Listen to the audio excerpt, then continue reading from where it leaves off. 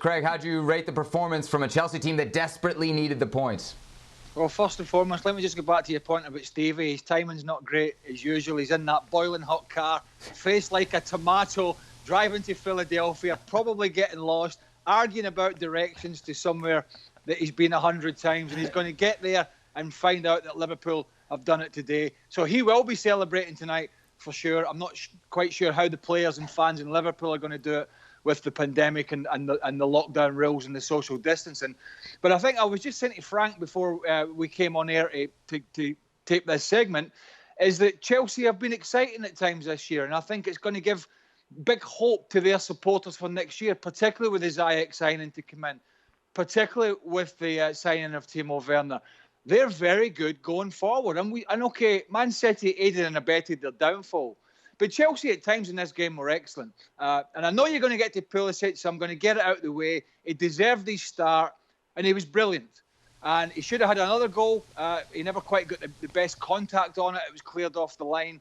But he was excellent. And it's more food for thought for Frank Lampard when all these attacking options are available, just who's going to start. As I said last week, if you're going to start in that front line for Chelsea, you're going to have to be on your toes and performing well every week.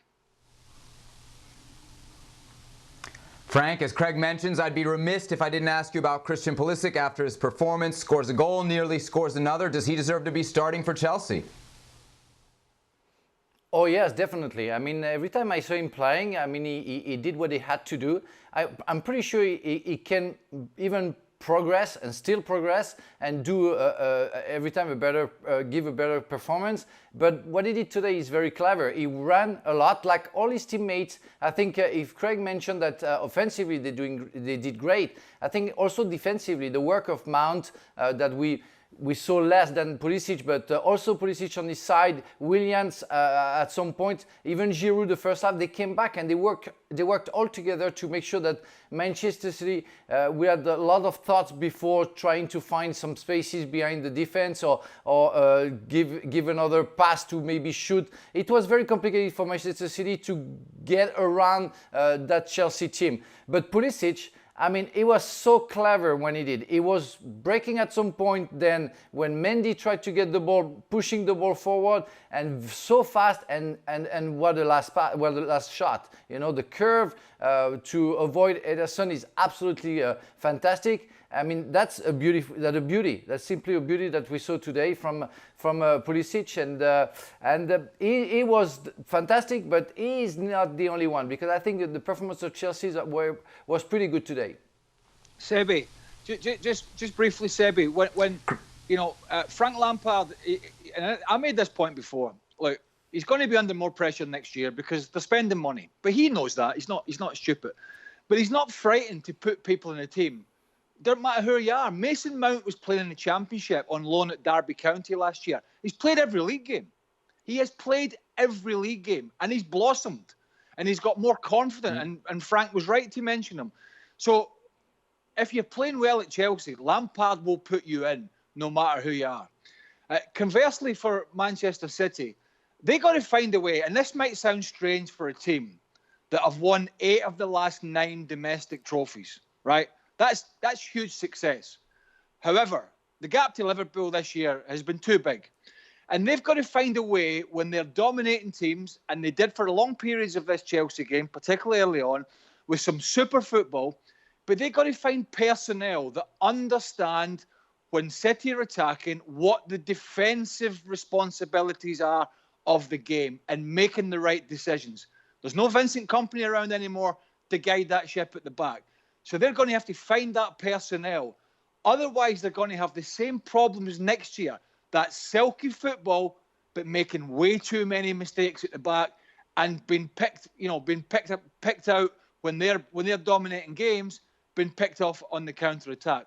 That's a huge problem for them, and it's one that he's going to have to find an answer to, Pep Guardiola. Frank, what do you think the issue is with City? They're certainly not the team they were even a year ago. Well, clearly what they have to do if they want to catch up Liverpool, and the main difference that we can find in the two teams is when it's what Craig said. mainly is the defense and how they organize their defense.